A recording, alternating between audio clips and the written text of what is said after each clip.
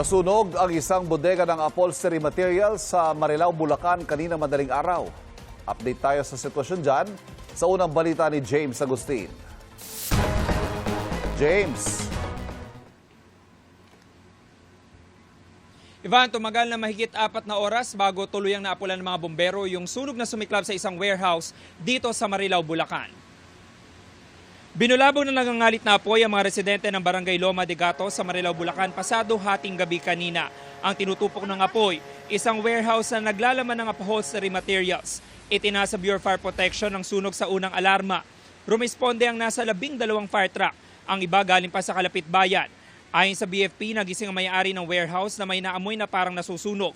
Doon na niya ginising ang mga stay-in na empleyado na natutulog sa barracks. Walang empleyado sa loob mismo ng warehouse na mangyari ang insidente.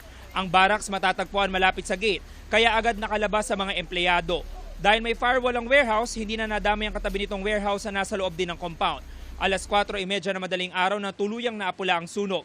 Iniimbestigahan pa ng BFP kung saang bahagi ng warehouse nagsimula ang apoy at ang posibleng sanhi nito. Nung chinek nila, ginising nila yung kasamang mga tao nila sa barracks, binuksan nila yung pinaka-gate nila, yung pinaka-entry point natin ngayon.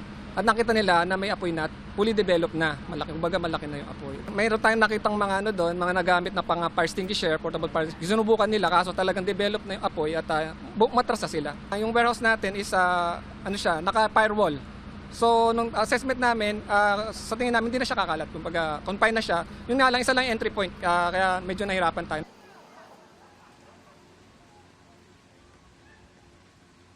Samantala, Ivan, tumanggi muna magbigay ng pahayag yung may-ari ng warehouse habang nagpapatuloy yung investigasyon. Ngayong umaga po ay nananatili dito yung mga fire truck ng BFP Marilao at nasa loob pa yung mga arson investigator. Sa lagay naman po ng panahon, ilang minuto pa lamang nakakalipas bago tayo umere na makaranas sa malakas na pag-ulan dito sa Marilao, Bulacan. Yung Manilitas, ako po si James Agustin, GMA News.